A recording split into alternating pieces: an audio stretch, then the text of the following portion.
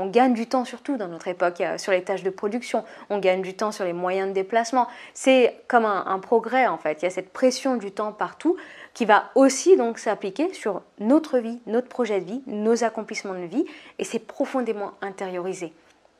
C'est très difficile de s'en affranchir. La conformité aux normes, c'est ce qui fait de nous des membres de cette société. Et le sentiment d'appartenance au groupe, c'est quelque chose qui est très puissant chez l'homme. Et ça a toujours existé. Il y a toujours eu comme ça un parcours de vie posé, quelles que soient les sociétés, quelles que soient les époques, avec des rites de passage qui indiquent le passage d'un stade à l'autre, de l'enfance à l'adolescence, de l'adolescence à l'adulte. Et ça sous-entend toujours aussi une évolution dans la position sociale. Par exemple, chez les Romains, c'était le port de la toge. Le garçon avait accès à sa première toge pendant son adolescence et il y avait toute une cérémonie avec des étapes. On le retrouve dans pas mal de religions, ces cérémonies à l'adolescence qui indiquent le passage à l'âge adulte. Dans la société occidentale, l'adolescence est encadrée par le brevet et le bac. Et se conformer aux normes, c'est ce qui fait de nous un membre de la société, un membre qui sera applaudi, valorisé, ou bien, si on ne s'y conforme pas, un marginal, un exclu, un raté aux yeux du normopathe.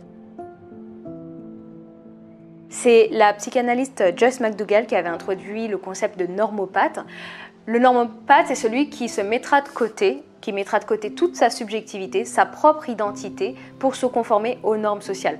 Il trouve de la satisfaction et de la reconnaissance dans le fait, par exemple, de s'habiller comme il faut pour son âge, de s'habiller comme il faut pour son milieu. Il a le métier qu'il faut pour son milieu social. Il a toutes les références qu'il faut pour son groupe. Et il tire comme ça cette reconnaissance dans juste le fait de se conformer aux règles et d'accomplir son devoir.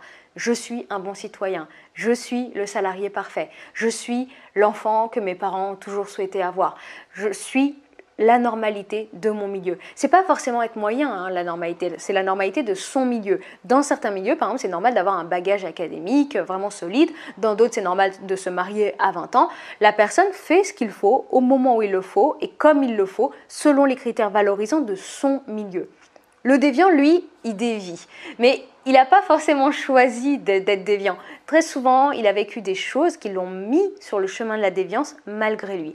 Soit parce qu'à un moment, il y a eu un événement, un échec, quelque chose. Il a échoué à cocher les bonnes cases au bon moment parce qu'il y a des choses qu'on ne maîtrise pas dans la vie, comme la perte d'un emploi, un échec scolaire, une reconversion, une mort sociale, une dépression, un divorce, la maladie, des confinements successifs qui vont nous prendre comme ça 2 ans de notre parcours de vie, ou bien quelqu'un qui a un climax très élevé. C'est quelqu'un qui a de grandes ambitions, sauf que la société a structurellement posé que la vingtaine comme la tranche de vie du premier climax. Sauf que quelqu'un qui s'est fixé un peak point très très élevé, qui a de grandes ambitions, ses objectifs ne sont pas dans la norme. Donc c'est rare que cette personne atteigne ce climax dans la vingtaine, sauf si elle était déjà en déviance avant et qu'elle a arrêté ses études plus jeune que la norme, mais c'est rare, donc ça va se prolonger jusque la trentaine.